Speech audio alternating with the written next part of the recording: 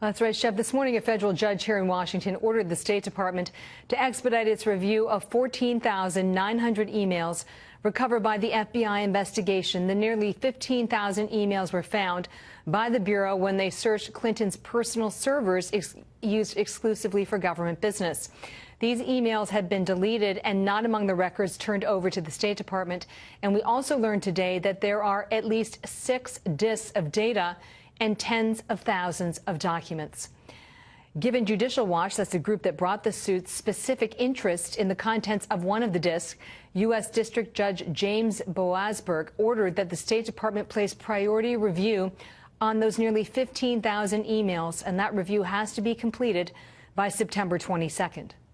Mrs. Clinton swore under penalty of perjury that as best as she knew, all these records, all government records have been turned over. But this court hearing today demonstrated that wasn't the case.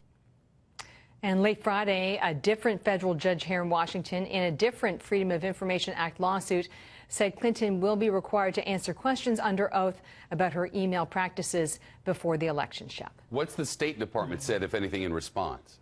Well, within the last hour, the State Department spokesman Mark Toner telling reporters that it may in fact be a tall order to reach the September 22nd deadline to review the nearly 15,000 federal records. And she provided all of those, as I said, that were in her possession to the department.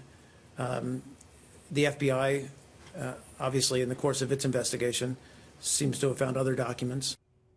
And the State Department, the Clinton campaign also issued a statement today that reads in part, once again, there's a right-wing organization, that's a reference to Judicial Watch, that has been going after the Clintons since the 1990s, is distorting facts to make utterly false claims.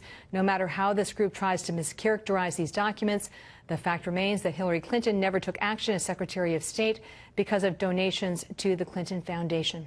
So we're looking at tens of thousands of new records, Shepard, some before the election and some afterwards, when many of us felt that this review of the records was finally complete.